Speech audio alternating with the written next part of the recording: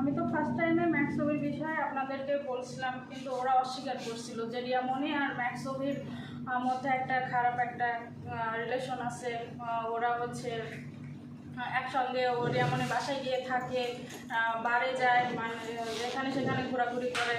তো এটা তো ওরা পুরোপুরি স্কিপ করে গেছে যে আমি নাকি এটা মিথ্যা বলছি, এটা ওদের কাজের ছাড়া, ওদের সঙ্গে ম্যাক্সোভের রিয়ামণির কাজ ছাড়া আর কোনো সম্পর্ক নেই।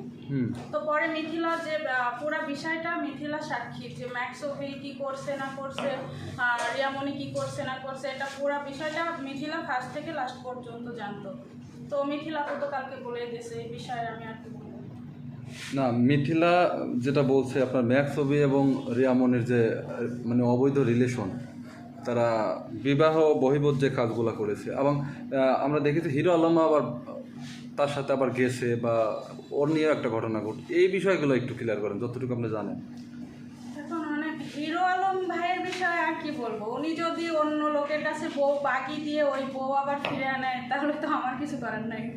এখন ম্যাক্সোভি ওর বউর সঙ্গে থাকছে, মানে বিষয়টা এমন হয়েছে, মিথিলা বলছে না যে হচ্ছে দিনে হিরো আলম রিয়ামণির কাছে গেছে, হিরো আলম যখন বাসা থেকে বের হয়েছে তখন আবার ম্যাক্সোভি ঢুকছে রিয়ামণির কাছে। তো এই সব বিষয় জানার পর রিয়ামণির সঙ্গে ম্যাক্সোভির বাসায় আটকানো হলো, কোর্টে দেওয়া হলো, কোর্টে চালান পর্যন্ত করে দেওয়া হলো। তারপরে যদি হিরো আলমের বউকে নেয় তাহলে তো আমার কিছু করার নেই। আচ্ছা, রিয়ামণি আপনার উপরে খেপা কেন বলেন তো একটু? এখন ওই পয়লা মহিলা আমার উপর খেপছে কেন তা জানি না। মহিলা হচ্ছে আমার রিয়ামণি আমাকে হচ্ছে হোয়াটসঅ্যাপে বকা দিয়ে আমাকে ব্লক করে দিচ্ছে। তো আমার কথা, আর এখান কি মহিলা আমার বকা দিলি তাহলে ব্লক কেন করলি? আমার ব্লকটা খুলে দেখ, তারপরে তোর কিভাবে উদ্ধার করা লাগে আমি উদ্ধার করবো না। না, আসলে এই যে আপনার উপরে মানে চড়া হচ্ছে, আপনাকে বিভিন্ন ধরনের গালাগালি করতেছে, আমরা দেখেছি, আমরা লাইভে ছিলাম তখনও দেখেছি আপনার উপর সে চড়া হচ্ছিল।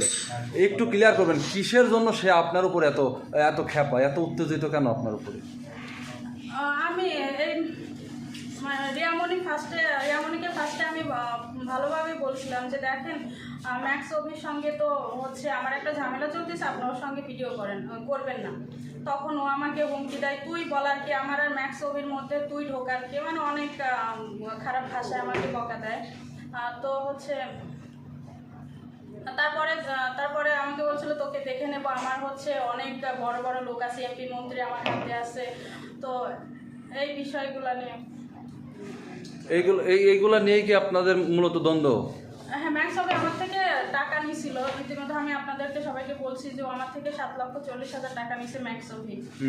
তো ও ম্যাক্সোভি নাকি ও নিজেকে হিরো দাবি করে। তো ও কোন কিসের হিরো আমি বুঝলাম না। ও ফুটপাতের হিরো নাকি গুলিস্তানের হিরো, এই বিষয়টা আমার খুব জানার শখ। মানে ও কতগুলো মুভি করছে, কতগুলো নাটক করছে জানে, ও নিজে হচ্ছে হিরো দাবি করে। ও তো একটা প্রতিবন্ধী, তো হিরো কেমনে আমি বুঝি না।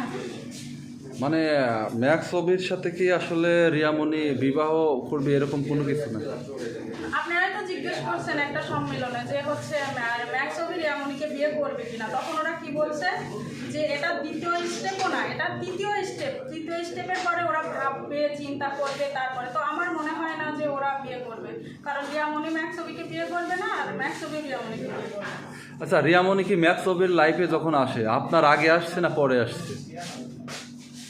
আমার অনেক পরে। তাহলে রিয়ামণি আপনার উপরে চড়া হয় কেন? উল্টা তো আপনার চড়া হওয়ার কথা। আপনি যে বলেন না আপনার পরে ওই কথাগুলো বলেন যে ম্যাক্স বা অমুক আমার পরে আসে, এইভাবে